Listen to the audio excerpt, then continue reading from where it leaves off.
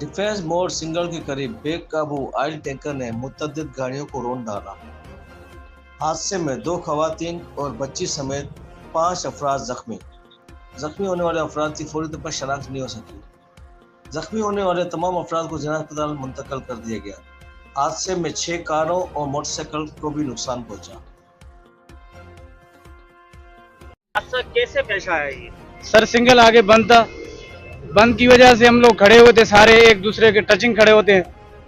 जैसे वो टैंकर आया, आवाज आ रही थी कि ढक ढक, हमने देखा पीछे मुड़ने ही नहीं देखा इतना जो ना, और पीछे टैक हुआ ना, टैक हुआ तो जैसे वो उसका पानी था वो हिल रहा था, ऐसे हमारे को दबा रहा था। हम ऐसे बोलते हमने मौत से बच गए। आपकी कौन सी गाड़ी है? कितना ये मेरा नुकसान तो सर तकरीबन पूरा खत्म है सर। देखो आप न्यूज थोड़ा घुमाओ, ये आप 1.5 लाख से भी ऊपर है, पूरी गाड़ी तबाह है सर। शो पीछे वाली साइड सब कुछ, टायर वायर सब कुछ तबाह है। खून भी लगा हुआ है। मेरे पास जो पैसेंजर थे उनको भी चोटें लगी, चीपा लेके गए, वो पैसेंजरों को भी ज्यादा चोटें लगी हुई थी। अब ये है कि रक्षा तो खत्म हो गया, लेकिन ये है कि अब ये देखते हैं क्या हो रहा है इनका।